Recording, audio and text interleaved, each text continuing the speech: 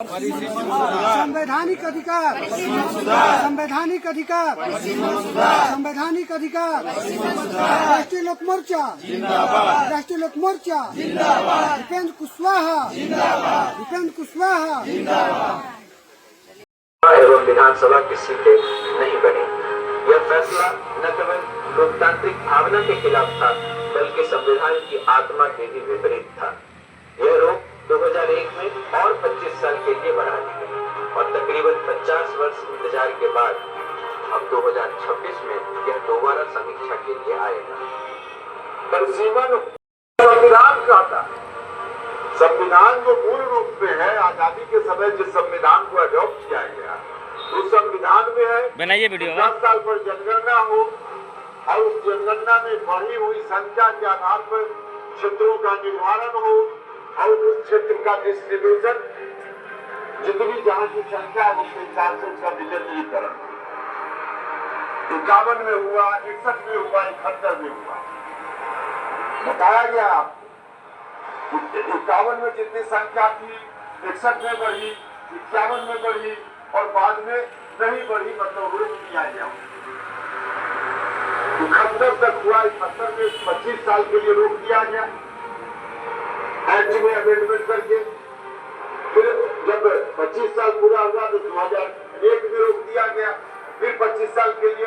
अब 2026 आने वाला है। 2026 में अगर हम लोग बिहार के लोग, अब तो बिहार ही नहीं, इन राज्यों के लोग अगर नहीं बोलेंगे तो फिर आगे परिसीमन नहीं होगा। 176 में जो कैबिनेट नोट तैयार किया गया उसमें कई तर्क प्रस्तुत किए गए। सबसे प्रमुख तर्क था कि जिन राज्यों ने परिवार नियोजन की नीति को सफलतापूर्वक लागू किया है, उन्हें अधिक जनसंख्या वाले राज्यों की तुलना में दंडित नहीं किया जाना चाहिए। लेकिन यह तर्क स्वयं संविधान की भावना के विपरीत है। यह संविधान के अनुच्छेद 15 का सीधा उल्लंघन है, जिसमें जन्मस्थान के आधार पर भेदभाव को निषिद्ध किया गया है।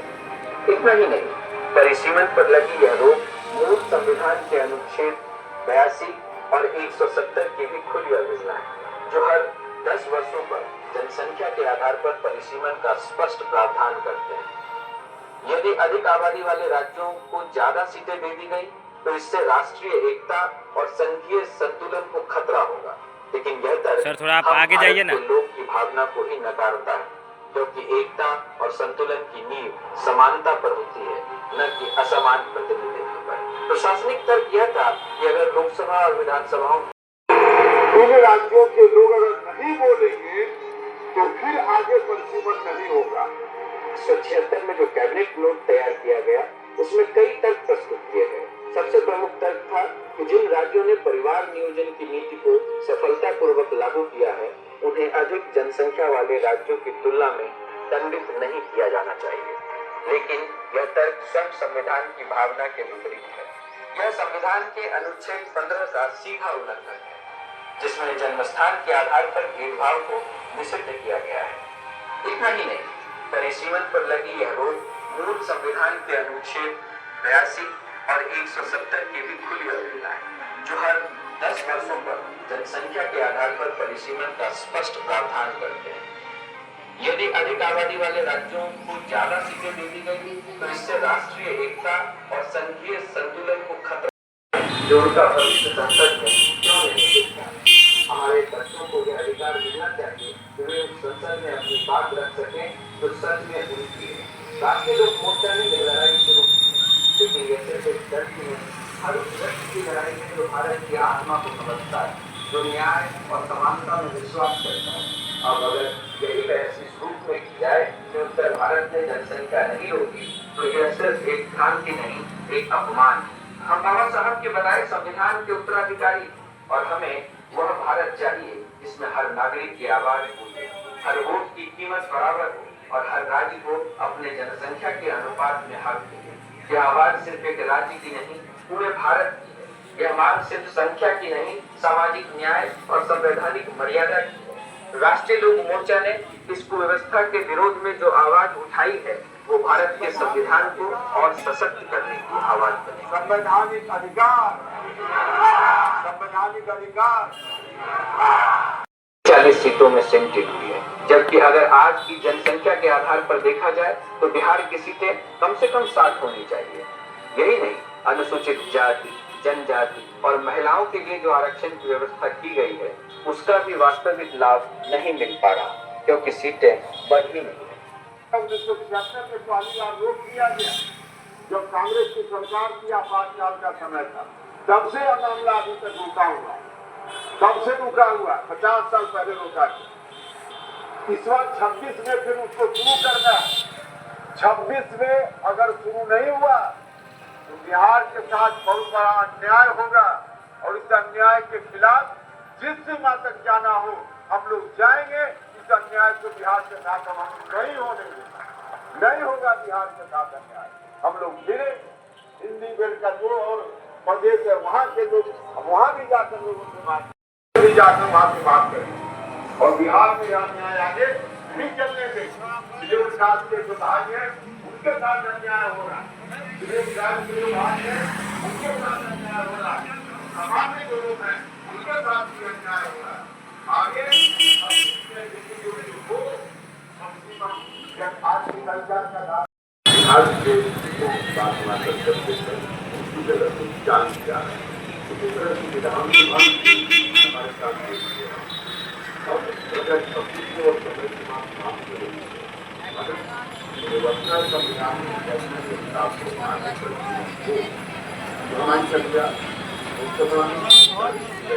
पूरा जाएगा देश विदेश में। हाँ अभी जाइए।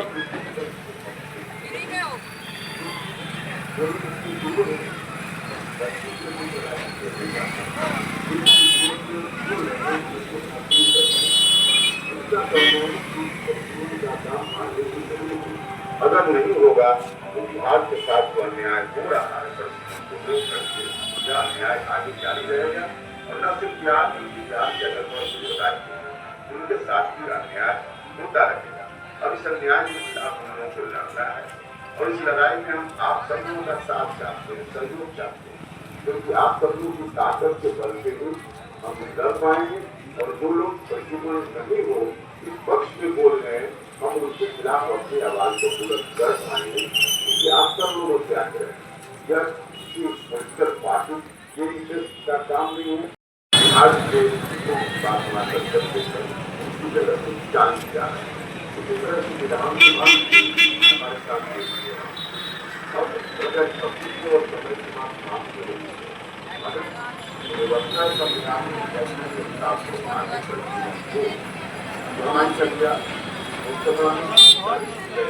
पूरा जाएगा देश विदेश में।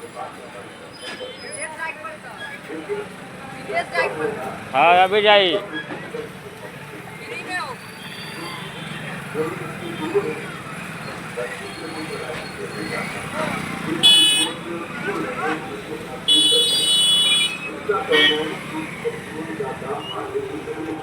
अगर नहीं होगा तो बिहार के साथ जो अन्याय हो रहा है यह अन्याय आगे जारी रहेगा और न सिर्फ बिहार के अगर उनके साथ भी अन्याय होता रहेगा। अब इस अन्याय के खिलाफ हम लोगों को लड़ना है और इस लड़ाई में हम आप सब लोगों का साथ चाहते हैं, सहयोग चाहते हैं, क्योंकि आप सब लोगों की ताकत के बल पे ही हम लड़ पाएंगे और जो लोग प्रतिबल नहीं हो इस पक्ष में बोल रहे हैं हम उसके खिलाफ अपनी आवाज को बुलंद कर पाएंगे। क्योंकि आप सब लोगों से आग्रह है यह किसी पॉलिटिकल पार्टी के इंटरेस्ट का काम नहीं है। तो मिलना चाहिए ताकि हर नागरिक की आवाज समान रूप से सुनी जा सके। यह केवल न्याय का सवाल नहीं, संवैधानिक अधिकार का सवाल है। President has proclaimed emergency. This is nothing to panic about.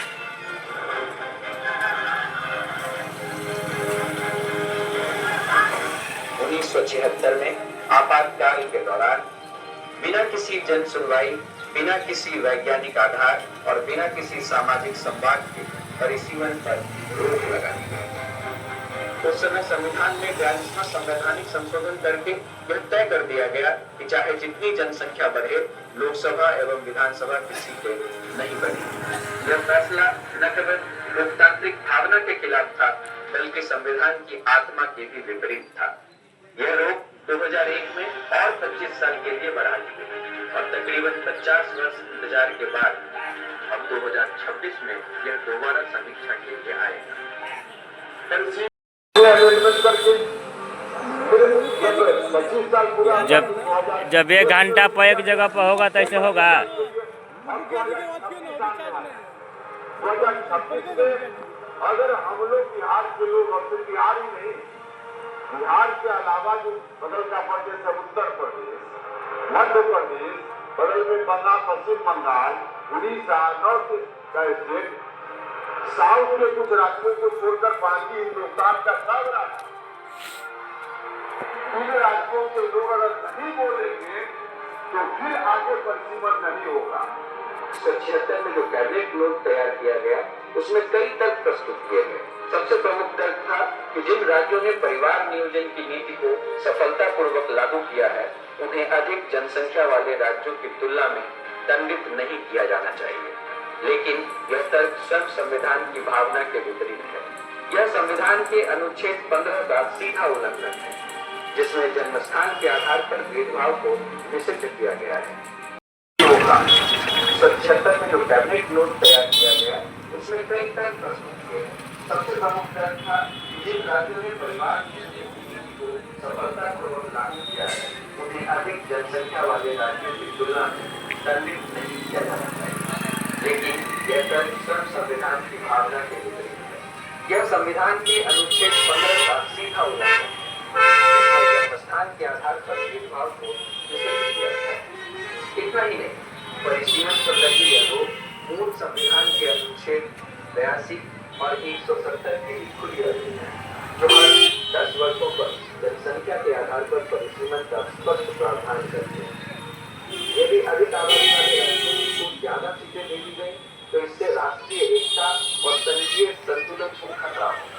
लेकिन यह तर्क हम भारत के लोग की भावना को ही नकारता है, क्योंकि एकता और संतुलन की नींव समानता पर होती है, न कि असमान प्रतिनिधित्व पर। प्रशासनिक तर्क यह था कि अगर लोकसभा और विधानसभाओं की सीटें बढ़ाई गई तो प्रबंधन कठिन हो जाएगा। लेकिन लोकतंत्र में सुविधा के नाम पर जनता के अधिकारों को सीमित करना स्वयं लोकतांत्रिक व्यवस्था का मखौल उड़ाना है। यह भी कहा गया कि संसाधन सीमित है, इसलिए नई सीटों की व्यवस्था करना कठिन होगा। लेकिन यदि संसाधनों की कमी को नागरिकों की आवाज कम करने का औचित्य बना दिया जाए तो फिर संविधान में दिए गए अधिकार केवल कागजी बनकर रह जाएंगे। जितनी जहां की संख्या निर्वाचित प्रतिनिधित्व 51 में हुआ, 61 में हुआ, 76 में हुआ, बताया गया 51 में कितनी संख्या थी, 61 में बढ़ी, 51 में बढ़ी और बाद में नहीं बढ़ी, मतलब रोक दिया गया। 71 तक हुआ, 71 में 25 साल के लिए रोक दिया गया एक्ट में अमेंडमेंट करके। फिर जब 25 साल पूरा हुआ तो 2001 में रोक दिया गया, फिर 25 साल के लिए। अब 2026 आने वाला है। 2026 में अगर हम लोग बिहार के लोग, और सिर्फ बिहार ही नहीं, बिहार के अलावा जो बगल का प्रदेश है उत्तर प्रदेश, मध्य प्रदेश, बगल में बंगाल, पश्चिम बंगाल, उड़ीसा, नॉर्थ का स्टेट, साउथ के कुछ राज्यों को छोड़कर बाकी हिंदुस्तान का सब राज्य, यह रोक मूल संविधान के अनुच्छेद 82 और 170 की भी खुली अवहेलना है, जो हर 10 वर्षों पर जनसंख्या के आधार पर परिसीमन का स्पष्ट प्रावधान करते हैं। यदि अधिक आबादी वाले राज्यों को ज्यादा सीटें दे दी गई तो इससे राष्ट्रीय एकता और संघीय संतुलन को खतरा होगा। लेकिन यह तर्क हम भारत के लोग की भावना को ही नकारता है, क्योंकि एकता और संतुलन की नींव समानता पर होती है, न कि असमान प्रतिनिधित्व पर। प्रशासनिक तर्क यह था कि अगर लोकसभा और विधानसभाओं की सीटें बढ़ाई गई तो प्रबंधन कठिन हो जाएगा। लेकिन लोकतंत्र में सुविधा के नाम पर जनता के अधिकारों को सीमित करना स्वयं लोकतांत्रिक व्यवस्था का मखौल उड़ाना है। यह भी कहा गया कि संसाधन सीमित है, इसलिए नई सीटों की व्यवस्था करना कठिन होगा। लेकिन यदि संसाधनों की कमी को नागरिकों की आवाज कम करने का औचित्य बना दिया जाए तो फिर संविधान में दिए गए अधिकार केवल कागजी बनकर रह जाएंगे। कम्युनिटी फंड सारांश का है 5 करोड़ 1 साल में हम 30 लाख लोगों के लिए 5 करोड़ रुपया खर्च करते हैं। कम्युनिटी फंड तो सारांश छोटी चीज है। विधानसभा सदस्यों के लिए जो फंड है वो छोटी चीज है, बाकी विकास का और भी बहुत सारा मामला है। तीसरा नुकसान ये नहीं कि जनसंख्या किसने कितनी बढ़ाई। असल प्रश्न यह है कि जब जनसंख्या के आधार पर सीटों का निर्धारण नहीं होगा तब संविधान में नागरिकों की समानता का दावा कैसे टिकेगा। हमारे संविधान निर्माता बाबा साहब भीमराव अम्बेडकर ने इस लोकतंत्र इस प्रकार रची कि हर व्यक्ति को समान अधिकार मिले, चाहे वह किसी जात, धर्म या क्षेत्र से। बाबा साहब ने स्पष्ट कहा था कि संविधान का हर सिद्धांत सामाजिक न्याय की भावना से प्रेरित है। उन्होंने रिप्रेजेंटेशन यानी प्रतिनिधित्व को सामाजिक समरसता और समानता का अनिवार्य तत्व माना। तो फिर आज जो राज्यों की आबादी के अनुपात में उन्हें लोकसभा और विधानसभा में प्रतिनिधित्व नहीं मिल रहा, क्या यह बाबा साहब की दृष्टि का अपमान नहीं है? क्या यह उस मूल संविधान के साथ अन्याय नहीं है जिसे हमने स्वेच्छा से अपनाया था? दरअसल परिसीमन पर राजनीति हो, जनसंख्या के आंकड़ों के बावजूद लोकतंत्र के आंकड़े नहीं बदले गए। सोचिए कितने सालों से बिहार की आबादी तो लगातार बढ़ रही, लेकिन उसकी आवाज संसद जबकि अगर आज कम से कम 60 होनी चाहिए। यही नहीं, अनुसूचित जाति, जनजाति और महिलाओं के लिए जो आरक्षण की व्यवस्था की गई, लोकसभा और मूल राज्यों विधानसभा का निर्माण होगा। उस हिसाब से शुरुआत में पूरा 1977 में समय की परिवर्तन लगा था। इस समय सरकार ने संविधान में संशोधन करके व्यवस्था को और इसका परिणाम हुआ पहले 25 साल के लिए तो 76 को 2023 और तो आज के 25 साल के लिए 2026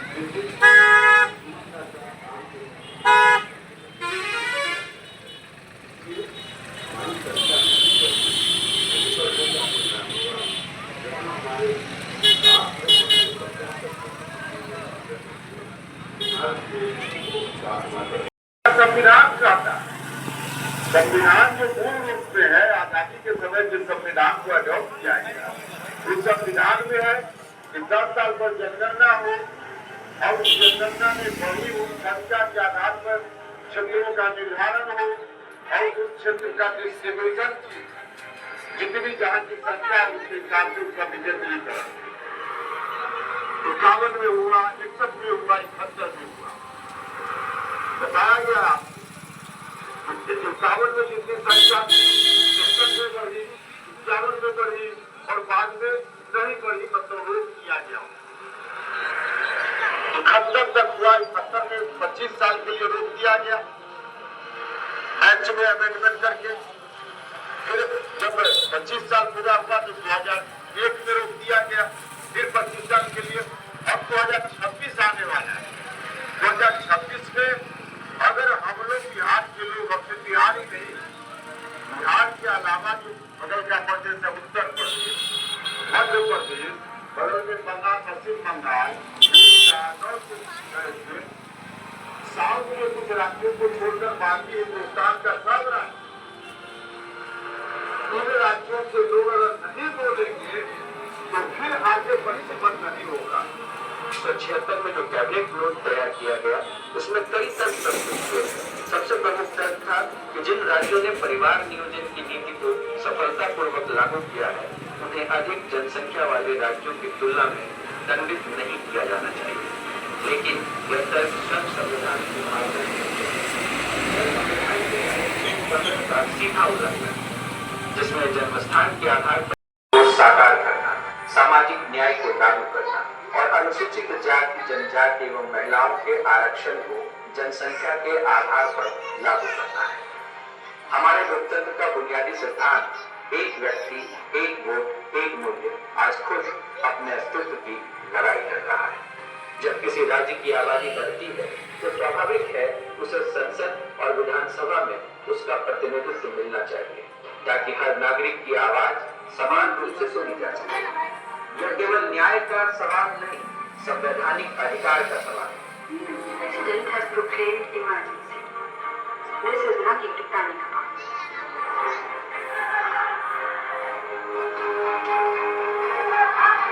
1976 में आपातकाल के दौरान बिना किसी जन सुनवाई, बिना किसी वैज्ञानिक आधार और बिना किसी सामाजिक संवाद के परिसीमन पर रोक लगाई गई।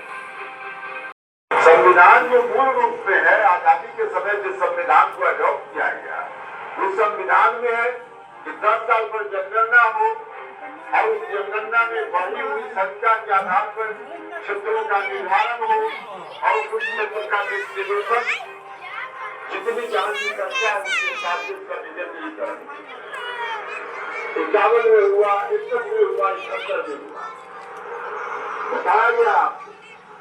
51 में जितनी संख्या थी 61 में बढ़ी, 51 में बढ़ी और बाद में नहीं बढ़ी, मतलब रोक किया गया। 71 तक हुआ, 71 में 25 साल के लिए रोक दिया गया एक्ट में अमेंडमेंट करके। फिर जब 25 साल पूरा हुआ तो 2001 में रोक दिया गया, फिर 25 साल के लिए। अब 2026 आने वाला है। 2026 में अगर हम लोग बिहार के लोग, और सिर्फ बिहार ही नहीं, बिहार के अलावा जो बगल का प्रदेश है उत्तर प्रदेश, मध्य प्रदेश, बगल में बंगाल, पश्चिम बंगाल, उड़ीसा, नॉर्थ ईस्ट का स्टेट, साउथ के कुछ राज्यों को छोड़कर बाकी हिंदुस्तान का सब राज्य, इन राज्यों के लोग अगर नहीं बोलेंगे तो फिर आगे परिसीमन नहीं होगा। 1976 में जो कैबिनेट नोट तैयार किया गया उसे बढ़ाई गई तो प्रबंधन कठिन हो जाएगा, लेकिन लोकतंत्र में सुविधा के नाम पर जनता के अधिकारों को सीमित करना स्वयं लोकतांत्रिक व्यवस्था का मखौल उड़ाना है। यह भी कहा गया कि संसाधन सीमित है, इसलिए नई सीटों की व्यवस्था करना कठिन होगा। लेकिन यदि संसाधनों की कमी को नागरिकों की आवाज कम करने का औचित्य बना दिया जाए तो फिर संविधान में दिए गए अधिकार केवल कागजी बनकर रह जाएंगे। अब एक खातिर साधारण सा 5 करोड़ एक साल में हम 30 लाख लोगों के लिए 5 करोड़ रुपया खर्च करते हैं और फिर और अनुसूचित जाति, जनजाति एवं महिलाओं के आरक्षण को जनसंख्या के आधार पर लागू करना है। हमारे लोकतंत्र का बुनियादी सिद्धांत एक व्यक्ति, एक वोट, एक मूल्य आज खुद अपने अस्तित्व की लड़ाई लड़ रहा है। जब किसी राज्य की आबादी बढ़ती है तो स्वाभाविक है उसे संसद और विधानसभा में उसका प्रतिनिधित्व मिलना चाहिए ताकि हर नागरिक की आवाज समान रूप से सुनी जा सके। यह केवल न्याय का सवाल नहीं, संवैधानिक अधिकार का सवाल है। President has proclaimed emergency. This is nothing to panic about.